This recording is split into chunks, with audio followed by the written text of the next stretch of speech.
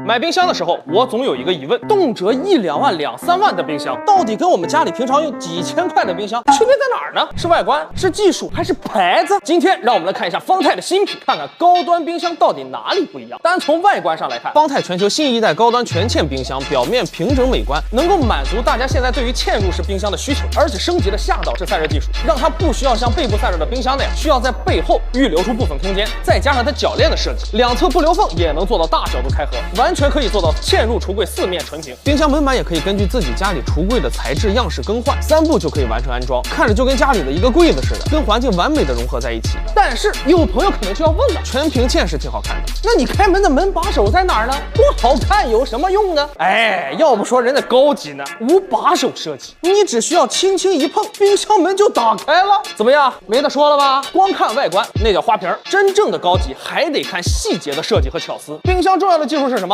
保鲜。方太全球新一代高端全嵌冰箱搭载了3大原型科技，我们正好结合现场的实验来给各位唠一唠。传统冰箱都是通过控制温度和湿度来达到保鲜的目的，但是方太创新使用氮气参与保鲜的过程。远洋科考船洲际生鲜运输其实也会使用氮气参与食物的保鲜，而现在方太联合相关技术专家，成功将远洋科考使用的 MAP 储鲜技术搬进了冰箱里，这是冰箱行业的一个非常大胆的设计。这台冰箱在传统的冰箱保鲜技术的基础上进行了技术迭代，利用主动制造氮气来降低冰箱里的氧气含量，来提升保鲜效果。这款气体就是我们从冰箱里得到的高氮低氧的气体，我们通过高压电让气体发光，能够清晰的看得到气体管发出的是标志着氮气特有的紫红色，而且中间偏黄。这项远洋级氮气保鲜技术在冰箱里营造出的黄金氮氧比例，甚至连脆弱的果蔬也能存得住。这2杯苹果汁分别存放在方太新一代全嵌冰箱和普通冰箱之中1个小时，取出之后，根据外观颜色明显可以看出，存放在方太新一代全嵌冰箱里的苹果汁几乎没怎么氧化。再通过 VC 试纸，更是能看出方太新一代全嵌冰箱里的苹果汁 VC 留存比普通冰箱中的多。新闻直播也见证了这个保鲜效果哟。